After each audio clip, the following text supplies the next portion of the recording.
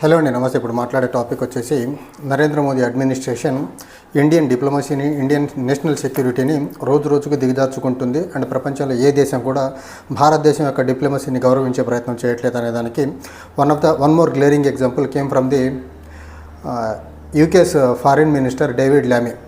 ఇవి యూకేకి సంబంధించినటువంటి foreign minister ఎవరైతే ఉన్నారో డేవిడ్ లామీ, అతను పాకిస్తాన్ టూర్కి వచ్చి 2 days టూర్కి వచ్చిన క్రమంలో ఇండియా పాకిస్తాన్ మధ్య జరుగుతున్నటువంటి బోర్డర్ టెన్షన్ అవనివ్వండి, పహల్గామ్ దాడి, thereafter operation Sindoor, ceasefire, ఇవన్నీ బేస్ చేసుకొని అన్ని అంశాలతో మీడియాతో మాట్లాడే ప్రయత్నంలో భాగంగా ఆయన చెప్పినటువంటి మాట ఏంటంటే, in association with USA UK is working for the piece between Pakistan and India అని చెప్పే ప్రయత్నం చేశారు. అంతకుముందు డొనాల్డ్ ట్రంప్ ఒక్కడే భారతదేశం గురించి, సీజ్ ఫైర్ గురించి మాట్లాడి భారతదేశం యొక్క డిప్లొమసీ లెవెల్ని దిగజార్చున్నాడు అనుకున్నాం. కానీ ఇప్పుడు అదే లైన్లోకి యూకే కూడా మాట్లాడటం చూస్తే Narendra Modi and external affairs minister Jaishankar ఇద్దరు మిజరబుల్గా డిప్లొమసీని ప్రొటెక్ట్ చేసే దాంట్లో, నేషనల్ సెక్యూరిటీని ప్రొటెక్ట్ చేసే దాంట్లో మాత్రం మిజరబుల్గా ఫెయిల్ అయిపోయారనే దానికి ఇంతకంటే ఎగ్జాంపుల్ ఇంకేం చెప్పుకొని అవసరం లేదు. మనం earlier UK president Donald Trump time and again నిన్నటి వరకు మాట్లాడుతూనే ఉన్నాడు. ఆయన మాట్లాడుతుండగానే ఇంకో పక్క యూకేకి సంబంధించినటువంటి ఫారిన్ మినిస్టర్ కూడా ఇండియా పాకిస్తాన్ల మధ్య పీస్ కోసము యుఎస్తో కలిసి యూకే కూడా కలిసి పనిచేస్తుందని చెప్తున్న విధానం ఏదైతే ఉందో, ఇది కంప్లీట్గా నరేంద్ర మోదీ యొక్క లీడర్షిప్కి ఒక ఫెయిల్యూర్కి ఒక పరాకాష్ఠగా చెప్పుకోవాల్సి ఉంటుంది. ఒక యుఎస్ఏ మాట్లాడిందంటే మనం ఏదో కొంచెం అటు ఇటుగా తీసుకోవచ్చు. కానీ యుఎస్ఏ తర్వాత ఇంకొక పవర్ఫుల్ కంట్రీ కూడా వచ్చి మాట్లాడుతుందంటే మాత్రం డెఫినెట్లీ గవర్నమెంట్ ఆఫ్ ఇండియా, మరీ ముఖ్యంగా నరేంద్ర మోదీ లీడర్షిప్ ఫెయిల్యూర్ అని చెప్పాలి దీన్ని. అండ్ ఇక్కడ చాలా క్లియర్గా ఆయన చెప్పినటువంటి మాట ఏంటంటే, UK working with USA to ensure enduring peace, dialogue as well as confidence building measures between India and Pakistan అని చెప్పే ప్రయత్నం. కాన్ఫిడెన్స్ బిల్డింగ్ మెజర్ ఎప్పటి నుంచో ఉంది, వీళ్ళు కొత్తగా చేయాల్సిన అవసరం ఏముందో అర్థం కాలేదు. తర్వాత dialogue as well as enduring peace, enduring ceasefire, ఈ 3 అంశాల మీద యుఎస్తో కలిసి యూకే పనిచేస్తుందని చెప్పే ప్రయత్నం చేశారు.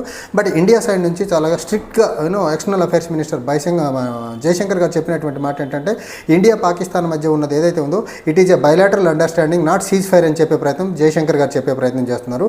కానీ యూకే ఫారిన్ మినిస్టర్ చెప్తున్నటువంటి మాట ఏంటంటే సీజ్ ఫైర్ అని చెప్పే ప్రయత్నం చేస్తున్నారు. డొనాల్డ్ ట్రంప్ సీజ్ ఫైర్ అని చెప్పే ప్రయత్నం చేస్తున్నాడు. అసలు ఇండియా పాకిస్తాన్ల మధ్య ఏం జరుగుతుంది? ప్రపంచ మీడియా చెప్తుంది నమ్మాలా, లేకపోతే జయశంకర్ చెప్తుంది నమ్మాలా, లేకపోతే నరేంద్ర మోదీ గారు చెప్తుంది నమ్మాలా, లేకపోతే DGMOs of the both the countries చెప్తుంది నమ్మాలా? అర్థం కాని పరిస్థితి. అసలు ఏ డైరెక్షన్లో ఇండియా పహల్గామ్ టెర్రర్ దాడి తర్వాత ఇండియన్ డిప్లొమసీలో ఉన్నటువంటి హ్యాలోనెస్ కంప్లీట్గా బయటపడుతూ ఉంది. నరేంద్ర మోదీ యొక్క ఫెయిల్యూర్ కంప్లీట్గా బయటపడుతుంది. అంతకుముందు నరేంద్ర మోదీ ఇండియా యొక్క స్థాయిని ప్రపంచ స్థాయికి తీసుకెళ్లారని చెప్పే ప్రయత్నం చేసేవారు. ప్రపంచ స్థాయికి ఇండియా యొక్క ఇమేజ్ని పెంచగలిగినప్పుడు ఇండియా పాకిస్తాన్ల మధ్య జరిగిన అంశం మీద యుఎస్ఏ, యూకే ఈ రకంగా మాట్లాడుతున్నాయంటే దీన్ని ఎలా అర్థం చేసుకోవాలా? ఇండియన్ యొక్క డిప్లొమసీకి స్టాండర్డ్స్ని తగ్గించినట్టు, ఇండియన్ డిప్లొమసీకి స్థాయిని తగ్గించినట్టు కాదా ఇది? అండ్ ఈ అంశంలో జయశంకర్ గారు నిన్న మాట్లాడే ప్రయత్నం చేశారు. కంప్లీట్లీ బయలేటరల్ ఇష్యూ అనేసి మొన్న మాట్లాడే ప్రయత్నం చేశారు. అంతకుముందు డొనాల్డ్ ట్రంప్ మాట్లాడిన తర్వాత నరేంద్ర మోదీ గారు కెమెరా ముందుకు వచ్చి మాట్లాడినప్పుడు ట్రంప్ గారి మాటలను ఒక్క మాటని ఖండించే ప్రయత్నం చేయలేకపోయారు మోడీ గారు. అండ్ ఇప్పుడు అదే వర్షంలో యూకే వచ్చిందంటే నరేంద్ర మోదీ కంప్లీట్గా దేశం యొక్క సెక్యూరిటీని, నేషనల్ సెక్యూరిటీని కాపాడటంలో ఫెయిల్ అయిపోతున్నారు. డిప్లొమాటిక్ స్టాండర్డ్స్ డిప్లొమాటిక్ ఇంటిగ్రిటీని కాపాడే దాంట్లో ఫెయిల్ అయిపోతున్నారు. అసలు డిప్లొమసీ పరంగా ఇండియా ఫెయిల్ అయింది అనే దానికి ఇది బెస్ట్ ఎగ్జాంపుల్. ఇంకా సరే, ట్రంప్ ఏది పడితే అది మాట్లాడతారని ఒక పర్సెప్షన్ ఉంది. కానీ యూకే ప్రైమ్ మినిస్టర్ పాకిస్తాన్కి వచ్చి ఇలా మాట్లాడారు. అండ్ పహల్గామ్ టెర్రర్ దాడి తర్వాత, ఆపరేషన్ సింధూర్, సీజ్ ఫైర్ జరిగిన తర్వాత పాకిస్తాన్కు పవర్ఫుల్ కంట్రీ నుంచి ఒక డేవిడ్ లామీ అనే యూకే ఫారిన్ మినిస్టర్ వచ్చారు. ఇండియా కనీసం ఏ పెద్ద దేశం నుంచి ఒక పెద్ద అధినేత కూడా రాలేకపోయారు.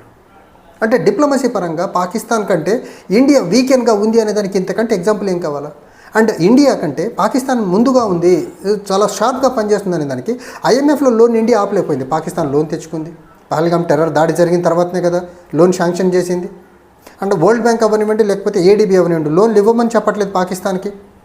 అండ్ ఇంకొక మాట డేవిడ్ లామీ చెప్పింది ఏంటంటే, and both the parties, India and Pakistan రెండు కూడా ఆబ్లిగేషన్ ఏదైతే ఉందో అండర్ ఇండస్ వాటర్ ట్రీటీ 1960, దాన్ని గౌరవించాల్సిన బాధ్యత 2 దేశాల మీద ఉందని చెప్పే ప్రయత్నం చేశారంటే, ఇండియా ఏదైతే ఇండస్ వాటర్ ట్రీటీని మేము క్యాన్సిల్ చేస్తున్నామో, ఇండస్ వాటర్ రిలేటెడ్కి సంబంధించిన వాటర్ ఏదైతే ఉందో, Indus and it's tributaries water ఏవైతే ఉందో, వెస్ట్ ఫ్లోయింగ్ రివర్స్ పాకిస్తాన్కి వెళ్తే ఈస్ట్ ఫ్లోయింగ్ రివర్స్ ఇండియా వాడుకోవాలనే ఒక అగ్రిమెంట్ ఏదైతే ఉందో దాన్ని అందరూ గౌరవించాలని చెప్పి ఇరు దేశాలు గౌరవించాలని చెప్పి డేవిడ్ లామీ చెప్తున్నారంటే ఖచ్చితంగా ఇండస్ వాటర్ ట్రీటీ విషయంలో కూడా ప్రపంచ దేశాలు అమ్మేనో పాకిస్తాన్కి మద్దతుగా మాట్లాడే ప్రయత్నం చేస్తున్నాయి తప్ప ఏమంటారు ఇండస్ వాటర్ ట్రీటీ క్యాన్సిల్ చేస్తామని ఇండియా వాదాన్ని బలపరచట్ల ఆ ట్రీటీని గౌరవించాలంటున్నారంటే యాజ్ ఇట్ ఈస్గా వెస్ట్ ఫ్లోయింగ్ రివర్స్ పాకిస్తాన్కి వెళ్ళాలా యూజ్ చేసుకోవాలా 70% of the water must go to the Pakistan remaining 30% of the water ఏదైతే ఈస్ట్ ఫ్లోయింగ్ రివర్స్లో ఉందో అది ఇండియా వాడుకోవాలని చెప్పకనే చెప్తున్నారు.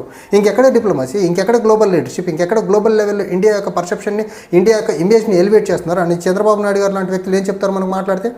Is not a local leader, he's a global leader అంటారు. ఎక్కడ గ్లోబల్ లీడర్?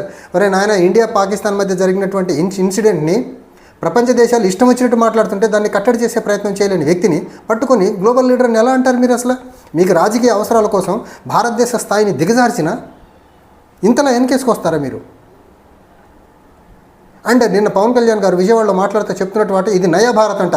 నయా భారత్ కాబట్టి బయలాటరల్ ఇష్యూస్లో 3 దేశాలు తలదూరుస్తూ ఉన్నాయి. 70 సంవత్సరాల్లో అంతకుముందు నరేంద్ర మోదీ ప్రధాని కాకముందు ఆఖరికి అటల్ బిహారీ వాజ్పేయి గారు ప్రధానిగా ఉన్నప్పుడు మైనారిటీ గవర్నమెంట్స్ నడిచినప్పుడు కూడా దేశంలో భారతదేశం పాకిస్తాన్ మధ్య జరిగినటువంటి బయలాటరల్ ఇన్సిడెంట్స్ ఏదైనా కానివ్వండి 3వ దేశం తలెత్తి నోరెత్తి మాట్లాడే ప్రయత్నం చేయాలా. For the first time in the history of India bilateral అంశాల్లో 3వ దేశం తలదూర్చి మాట్లాడుతూ ఉంది. ఇది Narendra Modi failure and external affairs minister Jaishankar failure. ఇది ఇంత పెద్ద ఫెయిల్యూర్ నాకు తెలిసి భారతదేశంలో ఏ ప్రధాని కూడా చవి చూడలేదు. ఇండియా పాకిస్తాన్ మధ్య ఏ 3వ దేశం కూడా తలదూర్చే ప్రయత్నం చేయలేదు. ఫస్ట్ టైం ఇది జరుగుతూ ఉంది. ఈ ఫెయిల్యూర్ని పుచ్చేదానికి బీజేపీ పడుతున్నటువంటి అష్ట కష్టాలు అంత ఈవెంట్ మేనేజ్మెంట్ చేస్తుంది. దీన్ని రెక్టిఫై చేసే ప్రయత్నం చేయట్లేదు, దీన్ని కండెమ్ చేసే ప్రయత్నం చేయట్లేదు.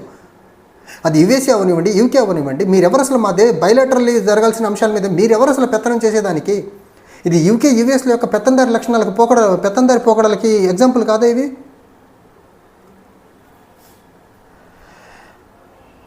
అంటే ఒకటి మాత్రం చాలా చాలా clear. External affairs minister Jaishankar గారు ఎంత బయలాటరల్ ఇష్యూని స్ట్రిక్ట్లీ బయలాటరల్ ఇష్యూ అని చెప్తున్నప్పటికీ, ఇండియా పాకిస్తాన్ మధ్య జరిగింది సీజ్ ఫైర్ కాదు, ఇట్ ఈజ్ అండర్స్టాండింగ్ మాత్రమే అని చెప్తున్నప్పటికీ ప్రపంచ దేశాల మద్దతు ఏదైతే ఉందో అది పాకిస్తాన్కి కంటిన్యూస్లీ వస్తున్న విధానం ఏదైతే ఉందో అది మాత్రం డెఫినెట్గా ఇక్కడ ఇండియన్ డిప్లొమసీ ఫెయిల్యూర్ని క్లియర్గా చూపిస్తుంది.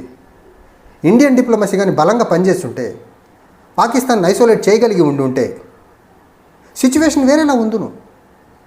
కానీ ఇండియన్ డిప్లొమసీ ముద్దు నిద్రపోతూ ఉంది. పహల్గాం టెర్రర్ దాడి జరిగిన తర్వాత ప్రపంచ దేశాల యొక్క సపోర్ట్ని కూడగట్టే దాంట్లో పాకిస్తాన్ చేసినంత బలంగా ఇండియన్ డిప్లొమసీ పనిచేయలేకపోయింది. వాళ్ళ డిప్లొమసీ బలంగా పనిచేసింది కాబట్టి యూకే ఫారిన్ మినిస్టర్ రాగలిగారు. యుఎస్ఏ అడ్మినిస్ట్రేషన్ ఇన్వాల్వ్ అయ్యి 2 దేశాల మధ్య సీజ్ ఫైర్కి సయోధ్య కోసం పనిచేసామని యుఎస్ఏ చెప్పగలుగుతూ ఉంది. సౌదీ అరేబియా లాంటి దేశాలు ఎలాగో పాకిస్తాన్కి ఇండైరెక్ట్గా సపోర్ట్ ఇస్తూనే ఉంటాయి.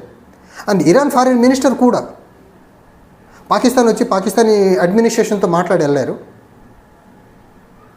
ఇన్ని దేశాలు ఇప్పుడు నేను చెప్తున్నటువంటి సౌదీ అవనివ్వండి, ఇరాన్ అవనివ్వండి, యూకే అవనివ్వండి, యుఎస్ ఇవన్నీ ప్రపంచ దేశాల్లో కొట్టిపాడేసే చిన్న చిన్న దేశాలేం కావు. కానీ ఇండియాకి ఎవరు వచ్చారు? అంగోలన్ ప్రెసిడెంట్ వచ్చారు.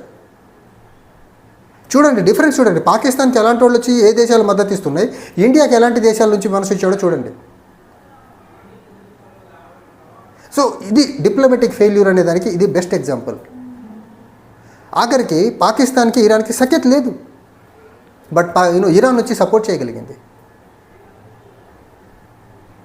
నరేంద్ర మోదీ ఇంత మెజరబుల్గా నాకు తెలిసి ఇండిపెండెంట్ ఇండియాలో ఐకే గుజరాల్, దేవేగౌడ లాంటి ప్రైమ్ మినిస్టర్, ఆఖరికి మరీ మైనారిటీ ప్రభుత్వాన్ని నడిపినటువంటి ఇంకా వేరే ప్రధానులు ఉన్నారు. తర్వాత వాజ్పేయి గారు కూడా మైనారిటీ ప్రభుత్వం నడిపారు. కానీ ఇంత మిజరబుల్గా డిప్లొమాటికల్లీ బయలాటరల్ ఇష్యూస్లో ఫెయిల్ అయిపోయి ఇండియా పాకిస్తాన్ మధ్య జరుగుతున్నటువంటి డెవలప్మెంట్స్లో 3వ దేశాన్ని తలదూర్చడం అనేది ఇది మొట్టమొదటిసారి.